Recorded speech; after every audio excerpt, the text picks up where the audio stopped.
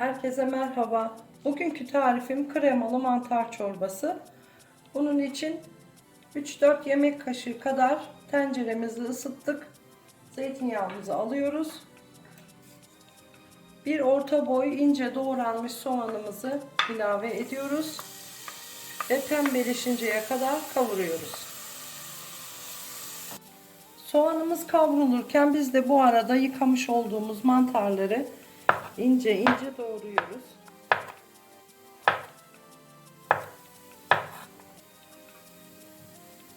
Saplarını da ziyan etmeyin. Onları da ince ince doğrayın.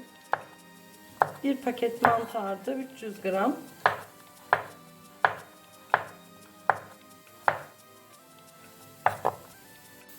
Soğanımız kavrulurken mantarlarımızı doğradık. Şimdi bir diş sarımsak içerisine rendeliyoruz.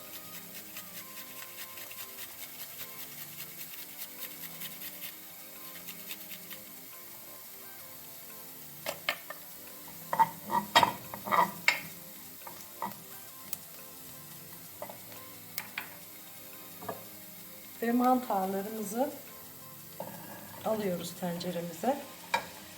Mantarlar suyunu salacak, biraz çekecek.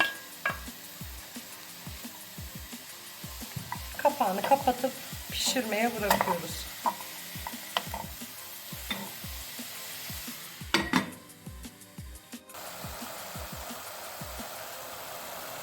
Mantarlar suyunu bırakmaya başladı. Çekene kadar pişirmeye devam ediyoruz. Şimdi mantarlarımız suyunu çekti iyice. Şimdi un ilave ediyorum. 2 yemek kaşığı. Biraz da unla kavuracağım. Unun kokusu çıksın.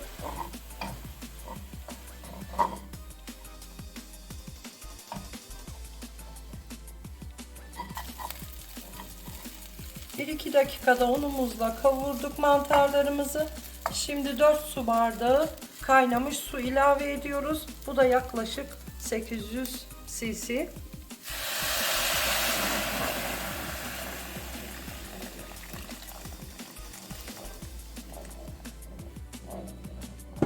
Karıştırarak kaynamaya bırakıyoruz. Bir tatlı kaşığı tuz ilave ediyoruz.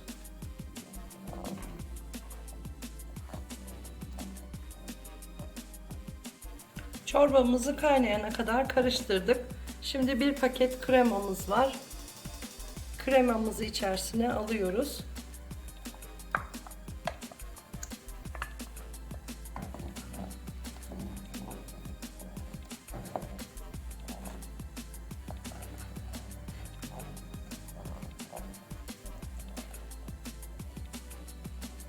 Kremamız iyice çözülene kadar karıştırıyoruz ve 1-2 dakika kaynamaya bırakıp sonra servis yapıyoruz. Çorbamız pişti. Şimdi karabiber ilave ediyorum. Yarım çay kaşığı kadar. Servise hazır artık.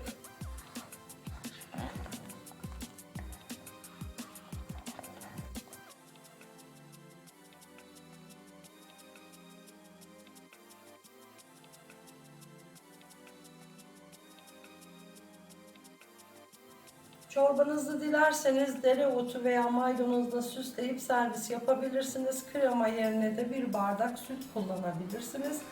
Afiyet olsun. Kanalıma abone olup beğenilerinizi unutmayın. Sağlıkla kalın. Hoşça kalın.